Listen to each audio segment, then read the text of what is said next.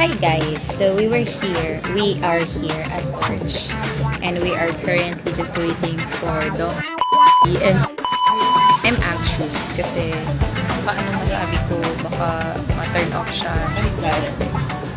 Yeah.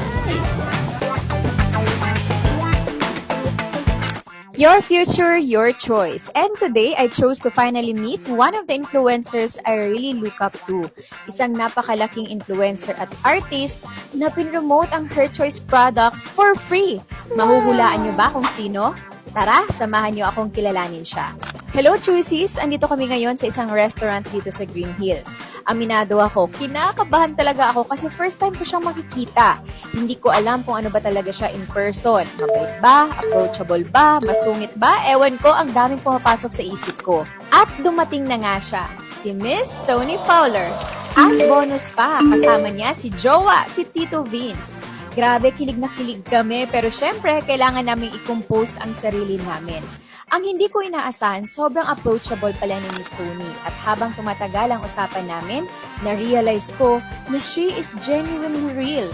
Kung ano siya sa social media, ganun din siya in person. Kinuwento ko rin sa kanya kung paano nagsimula ang Her Choice at kung ano ang advocacy namin.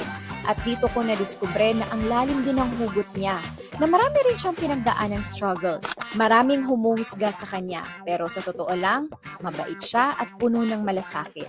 Sa ilang minuto pa lang na pagkukwentuhan namin, para na kaming matagal ng magkaibigan.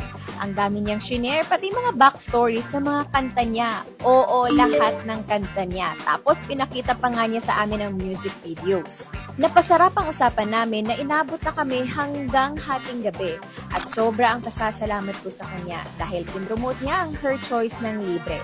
Sabi pa niya na curious siya sa 1-month whitening challenge kaya nag-order at nag-forward siya. Nagustuhan niya raw ang product. At dito ko na tinanong si Miss Tony kung kukunin ba namin siyang ambassadress. Papayag ba siya? Gusto niyo bang malaman ang sagot niya? Abangan sa susunod na video. Thank you for watching, Choosies!